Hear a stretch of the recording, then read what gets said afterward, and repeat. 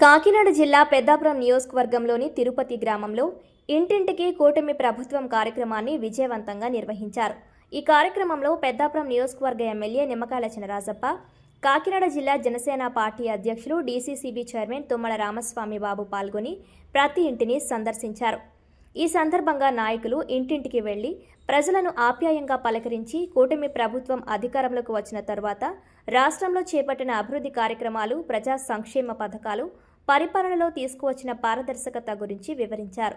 ప్రజల సమస్యలను నేరుగా తెలుసుకొని వాటి పరిష్కారానికి ప్రభుత్వం కట్టుబడి పనిచేస్తోందని తెలిపారు. ప్రతి గ్రామం అభివృద్ధి చెందాలనే లక్ష్యంతో రహదారులు, త్రాగునీరు, విద్య, వైద్యం, వ్యవసాయం, మహిళా సాధికారిత, యువత ఉపాధి వంటి రంగాలకు ప్రభుత్వం ప్రాధాన్యత ఇస్తోందని పేర్కొన్నారు. అదేవిధంగా గత వైఎస్ఆర్సీపీ ప్రభుత్వ హయాంలో ప్రజలు ఎదుర్కొన్న ఇబ్బందులు, పరిపాలనలో చోటు చేసుకున్న లోపాలు, అభివృద్ధి పనులు నిలిచిపోవడం, రాష్ట్ర ఆర్థిక పరిస్థితిపై పడిన ప్రభావాన్ని ప్రజలకు వివరించారు. రాష్ట్ర ముఖ్యమంత్రి నారా చంద్రబాబు నాయుడు నాయకత్వంలో ఉప ముఖ్యమంత్రి పవన్ కళ్యాణ్ సహకారంతో ప్రభుత్వం ప్రజలకు ఇచ్చిన హామీలను దశల వారీగా అమలు చేస్తూ రాష్ట్రాన్ని అభివృద్ధి దిశగా ముందుకు తీసుకువెళుతుందని నాయకులు పేర్కొన్నారు.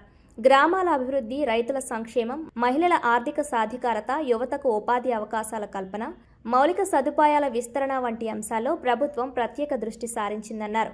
ఈ కార్యక్రమానికి గ్రామ ప్రజలు విశేష స్పందన వ్యక్తం చేశారు.